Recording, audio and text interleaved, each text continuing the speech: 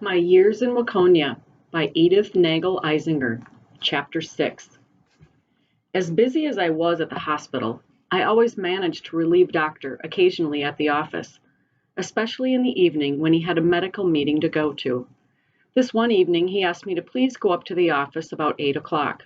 He had a lady coming in and she couldn't make it during the daytime, but he told me what to do. I knew her very well.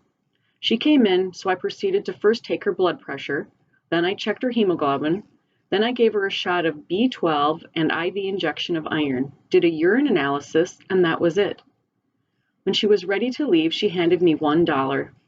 I said, "Is that what the doctor usually charges you?" "Yes," she said. "He never charges me more than $1."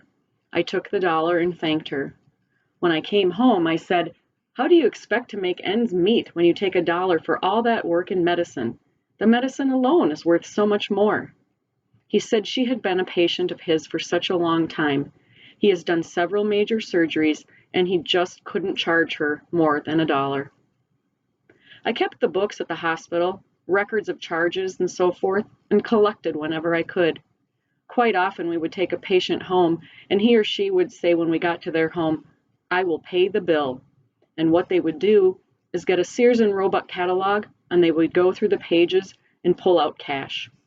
They were very skeptical of banks since so many people lost money in banks in the hard times in the 30s. So they kept large amounts of cash in their home, always enough to pay their bills. Sometimes the patients paid us in poultry, in beef, a hog, or veal. I learned to cut up these animals. We had a chart and some good tools. They would bring this hog or veal down in our basement, and I would cut it up. Sometimes Doctor would come home in time to help me, especially when there was a big beef and I just couldn't face it after a real hard day's work at the hospital.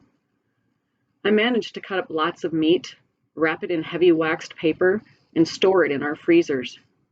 We had 4 big freezers, one for meats, one for beef, one for veal, one for pork, and one for fowl, and another big freezer where we froze vegetables.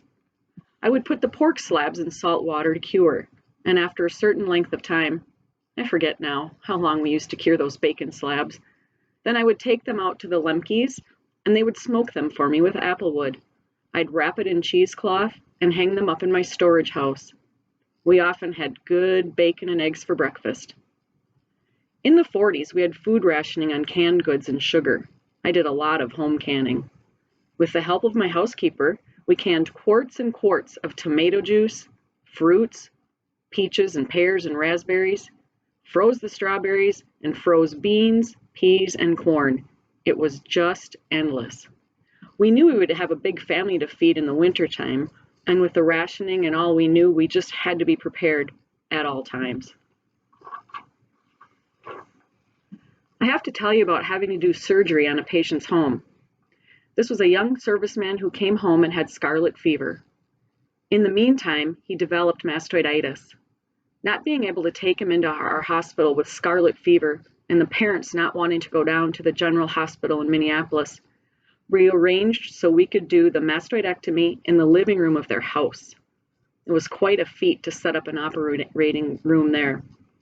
We transferred all the instruments and sterile water and drapes, the operating room pack that we needed for draping, and all the sponges and so on. Transferred that on the gurney. The 2 doctors, Dr. Nagel and Dr. Kortchik, and the scrub nurse did their scrub up in the hospital and put on gowns and gloves in the hospital. Then we had extra sterile gowns and gloves for them when they got to the house. That way they could walk over being all scrubbed up, ready for surgery, and then we had to change their gowns and gloves into the sterile gowns and gloves before they did surgery.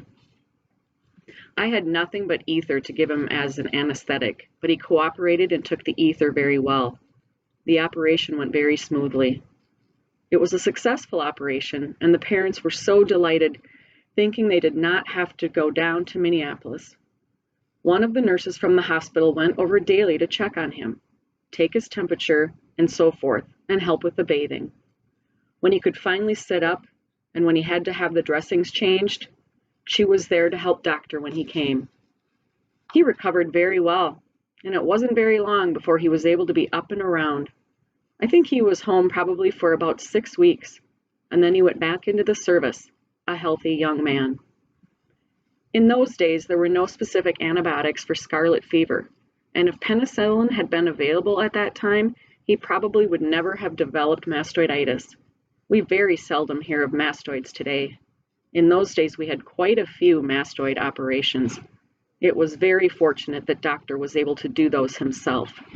I forgot to mention that the gurney was used as an operating room table. It worked out just fine. I will tell you about a patient we had over the drugstore in the first hospital. He was a little boy, probably 3 or 4 years old, and very, very ill. He had a ruptured appendix and had had surgery and was getting along fine. But every time I would go in to see him, I would go in real often and put cold cloths on his head or try to make him comfortable. And every time I would go in, he always asked me something. He wanted something. But he spoke in German, and I could not understand that little fellow. But I would turn his pillow for him and try to keep him comfortable. When Doctor came back from Minneapolis that morning, I said, "For goodness sake, come and see what that little boy wants. He asks me something all the time, and I just can't understand him." So I found out that all he was asking for was to have his pillow turned, and that is what I had been doing all the time. He recovered. That was about 50 years ago, and he is now in his 50s, and it seems strange that that little boy got well and was sent home as a well little boy. There were 2 drugstores in the town of Waconia, and when a prescription was ordered for a certain patient, either drugstore, whichever drugstore the patient wanted his drug from, filled that prescription. The main drugs we used in the hospital, like body lotion or alcohol or saline solution, 5% glucose solution and all, those we ordered through a drug house and delivered in large quantities and kept in our storeroom. The charge for a private room was $6, and for a double room was $4, and the ward was $3 a day. The use of the operating room was probably $10, maybe $15 if we used a great deal of suture or other supplies. The cost of the nursery was $1 a day for babies. For the obstetrical patients, we would have them 10 days, and including the delivery, the cost was $70. I don't know how we even made a go of things, but somehow we made it. When you think of the charges today in a hospital or the doctor's fees, it's really unbelievable. I don't know of any person out there in that town that had carried any insurance for hospitals or medical at that time. Things really have changed. Welfare patients were taken care of, and the county paid us $3 a day to take care of any county cases. The doctor's fee was gratis. Even that burn case I told you about, all the dressings and supplies we used, we got $3 a day from the county. It really was a charitable cause. Our social life was very limited. One or the other felt he had to stay pretty close by in case there were emergencies. Occasionally we would take a drive to New Ulm, which was Doctor's hometown, and he did enjoy going down there, especially on a Sunday afternoon. Occasionally we had guests in for dinner, but invariably they would be left sitting by themselves. We would have an emergency and would have to go. It seems like the patients came first, and whatever time was left over, I would try to make the most of it.